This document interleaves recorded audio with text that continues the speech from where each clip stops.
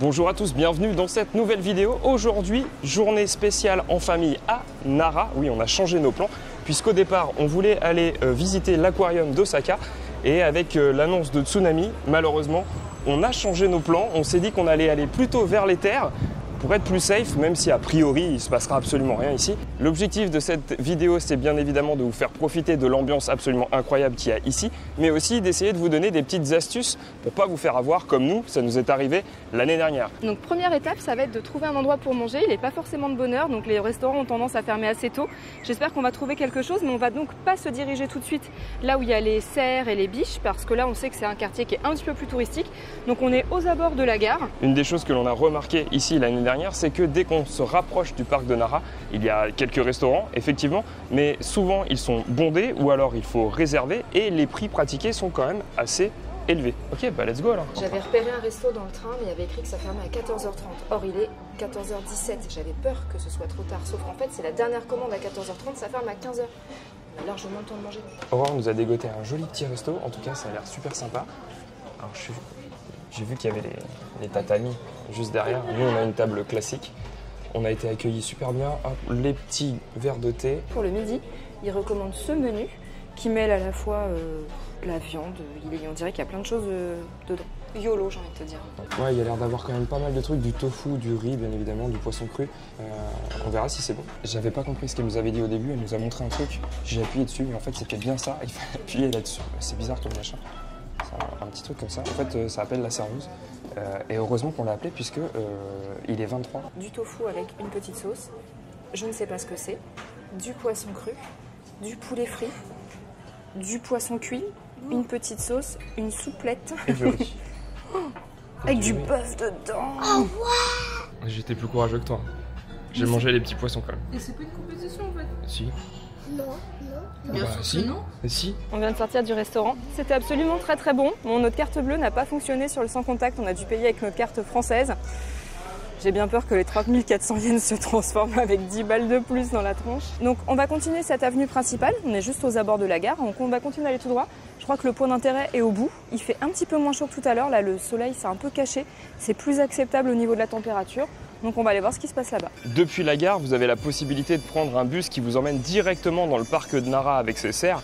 Et nous, on a pris la décision cette fois-ci de partir carrément à pied depuis la gare pour remonter tout le long de cette avenue où il y a différents petits magasins et on a trouvé notre restaurant. Donc j'ai pris, il y en avait plusieurs, fraises bananes. C'est un smoothie que je vais faire à la machine. Il n'y a pas que de la banane, hein. Il y a d'autres trucs. On va voir ce que ça donne. T'es prêt pour la grande aventure du smoothie? Je vais suivre toutes les instructions. Je j'ôte. Oh, ASMR. T'as vu qu'il y en avait un aux légumes? L'enfer. Tu sais ce qui fait rouge vert, rouge vert, rouge vert? Une grenouille dans un mixeur. Ding ding ding. C'est trop bon, c'est validé. J'ai pris des petites glaces. Tu me fais goûter à ton smoothie? Moi j'ai juste pris une petite glace à la vanille très classique, ça s'appelle un couliche. Voilà. Si vous avez suivi les vlogs de l'année dernière, j'en ai mangé un tous les jours pendant tout le voyage. Là j'essaye de me réfréner un petit peu quand même. Mais là aujourd'hui je me suis fait plaisir après le resto qu'on vient de faire. Ça fait du bien. Maintenant qu'on est bien arrivé à Nara, qu'on a mangé au restaurant et qu'on s'est pris un petit dessert au combini d'à côté, notre prochain objectif, c'est d'aller visiter un temple bouddhiste, puisqu'ici, il n'y a pas que l'attraction des cerfs, bien évidemment. Vous allez retrouver des temples et des sanctuaires un peu partout dans la ville et cachés aussi dans la forêt.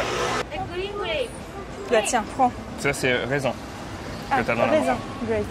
Hi. Arigato. On a bien fait de ne pas prendre le bus.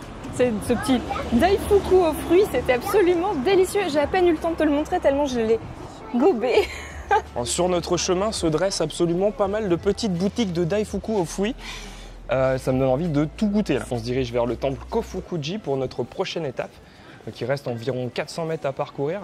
La rue commerçante est plutôt sympa. Il y a plein de petites choses comme des glaces ici. Les magasins de daifuku qu'on a vus. En arrivant à Nara, on est tombé sur le Gofokuji, un des temples les plus importants de la ville. Il y a plus de 1300 ans d'histoire ici et sa pagode à 5 étages est vraiment impressionnante. Cette fois-ci, on n'a pas pris le temps de visiter l'intérieur, mais même en passant juste devant, on sent le poids de l'histoire. Et puis, ce qui rend le lieu encore plus spécial, ce sont les cerfs qui se promènent tranquillement tout autour, comme s'ils faisaient partie du temple. Ça donne une ambiance unique et complètement magique. Il y a un adolescent là, à côté du grand cerf. Il y a des tout petits cornes, alors comme ça on sait que c'est un garçon. On a fait un petit tour par le temple Kofokuji et maintenant on continue notre chemin et sur tout le long du chemin, plus on avance, plus il y a de cerfs et de biches. Il y a aussi également des personnes qui vendent de la nourriture pour les daims et pour les cerfs. Et ça provoque des scènes assez marrantes de temps en temps. J'aimerais bien le faire, acheter des gâteaux pour leur donner à manger. Mais en fait, ils sont à l'affût autour des vendeurs de biscuits.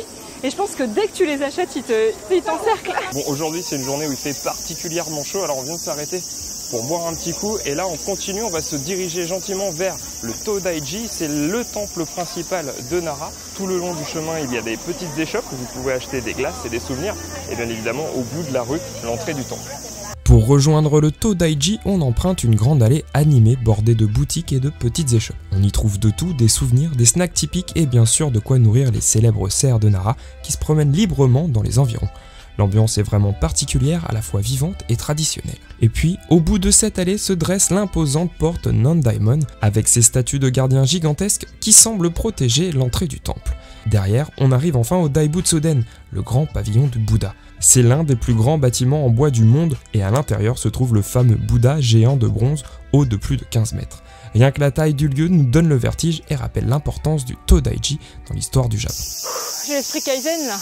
Une invention bénie des distributeurs de glace. Alors pour entrer dans le temple bouddhiste Todaiji, il faudra compter 800 yens par personne et 400 yens pour les enfants. Mais vous pouvez, si vous n'avez pas le budget ou alors si vous avez oublié de retirer de l'argent puisqu'ils ne prennent que le cash, vous baladez dans la forêt tout autour et vous pouvez trouver des autres parties de ce temple bouddhiste et en l'occurrence une énorme cloche juste ici.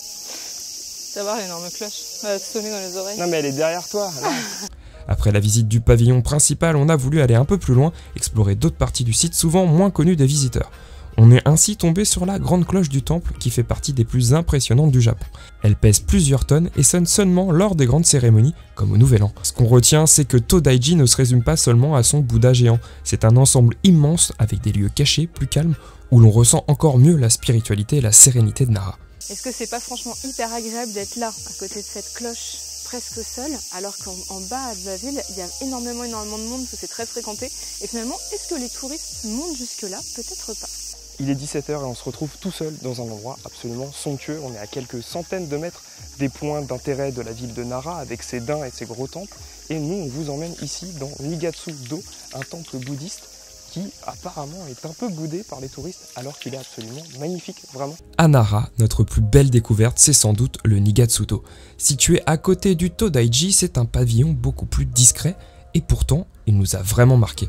En montant les marches, on arrive sur une grande terrasse en bois qui offre une vue incroyable sur la ville et sur les montagnes environnantes. Ce jour-là, il n'y avait presque personne et cette atmosphère de calme rendait le lieu encore plus magique. Le Nigatsu-do est surtout célèbre pour sa cérémonie annuelle appelée Omizutori, un rituel vieux de plus de 1200 ans. Chaque mois de mars, les moines agitent d'immenses torches enflammées depuis la terrasse et les étincelles qui tombent sont censées porter bonheur. C'est l'un des plus anciens festivals encore célébrés au Japon. Mais en dehors de ce moment spectaculaire, le pavillon reste un lieu paisible avec son bois ancien, ses lanternes et ce sentiment unique d'intimité. Ici, on est loin de la foule du Todaiji et on peut vraiment prendre le temps de respirer et de contempler. Pour nous, le Nigatsu-do restera un vrai coup de cœur, peut-être même le plus bel endroit que nous ayons visité dans la vie. J'ai trouvé que c'était agréable de poursuivre la visite de Nara dans un temple où il n'y avait pas grand monde alors qu'on était vraiment pas loin du chef-lieu touristique.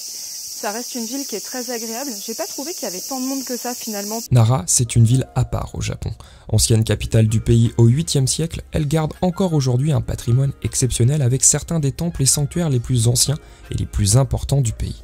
On sent vraiment l'histoire à chaque pas entre les grandes allées bordées de lanternes et les pavillons en bois qui ont traversé les siècles. Mais ce qui rend Nara encore plus unique, ce sont ses cerfs en liberté. Ils se promènent partout, sur les places, devant les temples et jusque dans les rues.